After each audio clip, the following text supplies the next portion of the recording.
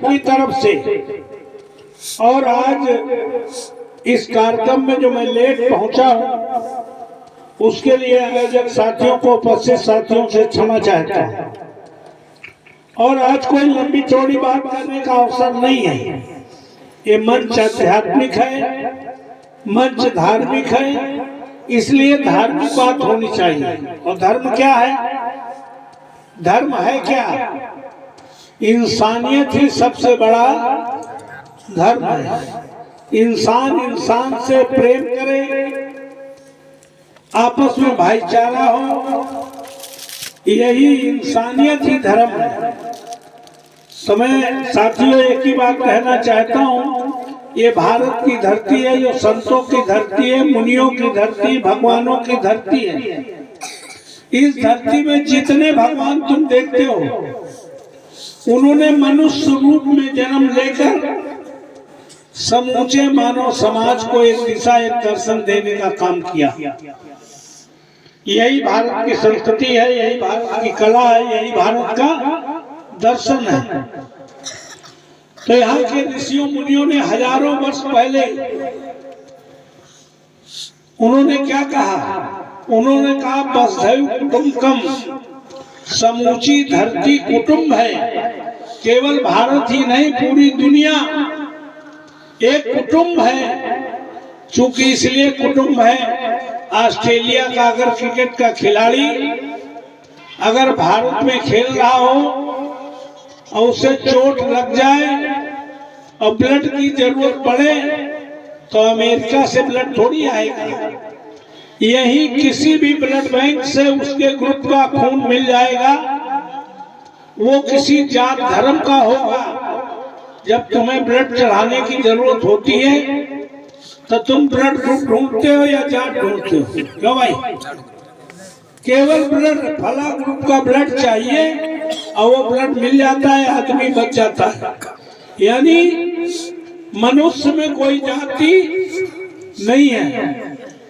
जातियां पशुओं में देख सकते हैं, पक्षियों में देख सकते हैं, पेड़ पौधों में देख सकते हैं, इंसानों में कोई जाति नहीं। इंसान इंसान सब बराबर है। इसीलिए हमारे ऋषियों मुनियों ने समूची धरती कुटुंब है, ये कल्पना भारत में की गई, जो दुनिया के किसी मुल्क में पाई नहीं जाती।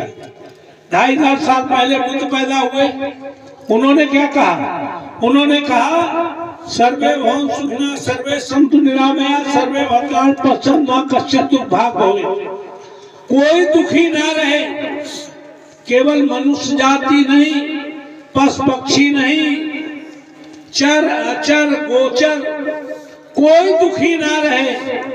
सब में जो उन्होंने उसी अस्तित्व को देखने का काम किया, भगवान बुद्ध ने सबके मंगल की कल्पना करने का काम किया। तब ये हाइड्रोजन नहीं थे। कठारा गांव में भी बहुत दिन पहले बिजली नहीं थी। तब जलाने के लिए आग नहीं थी, माचिस का आविष्कार नहीं हुआ था, लिखने के लिए कागज नहीं था, किताबें नहीं थी। लोग छालों में लिखते थे, पत्तों में लिखते थे, दो पत्थर रगड़ के आग पैदा करते थे। लेकिन सोच वसुधैव कुटुंबकम की रखते थे, सोच सर्वे भवन्तु सुखिनः की रखते थे। लेकिन आज हाइड्रोजन जल रहे। यही कठारा दम्मूपुरवा गांव है। जिन गांव में किसी भी बहन बेटी की शादी होती थी तो हमारे गांव के बड़े बुजुर्ग कहते थे फला की लड़की की शादी है, काम काज दिखवा लेना, कोई बात न बिगड़ जाए जो गांव की बदनामी हो। था कि नहीं था? आज वही गांव है।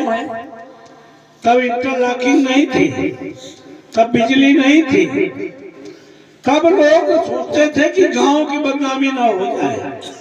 आज गांव में किसी भी, यहाँ तो ज्यादातर पाले हैं, किसी की लड़की की शादी हो